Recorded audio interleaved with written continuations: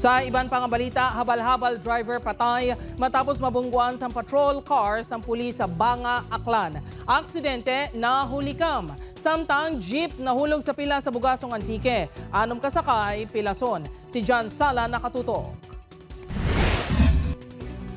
Makitaan sa CCTV footage kay ang isa ka motorsiklo nga padulhog sa main road. Tigaylo nga magdulog, ini ang nagdiretsyo. Natiyon man nga nagalabay ang patrol car nga madasig ang dalagan. Nagtuyo pa nga maglikaw ang patrol car apang bumunggo sa kilid sini ang motor. Ang aksidente ang natabo sa barangay Turalba, Banga, Aklan kahapon sa hapon. Bangod sa impact, nagtabog ang rider nga ginkilala kay Efren Valencia. Gindala pa ini sa ospital apang indeklarar nga dead on arrival bangod sa patal nga pila sa ulo. Ang patrol car ang iyasang First Aklan Provincial Mobile Force Company. Ang lugar na to, sir, medyo state and provincial road po siya, sir.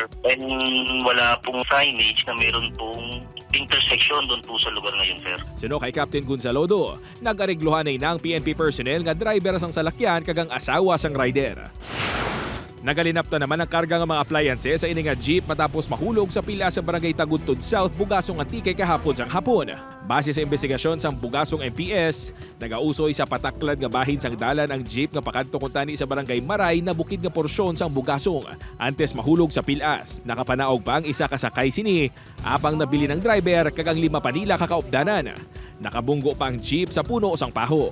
Na-chinstangin siya sang gear, kaso wala makasunod, so nag-apply siya sang brake. Pag-apply naman sang brake, kaya na nag-function ng iya brake, so mo itong rason nga nag-dos-dos ang ilang salakyan.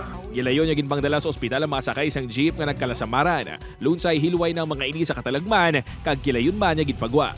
Upod kay Cirilo Duque, John Sala.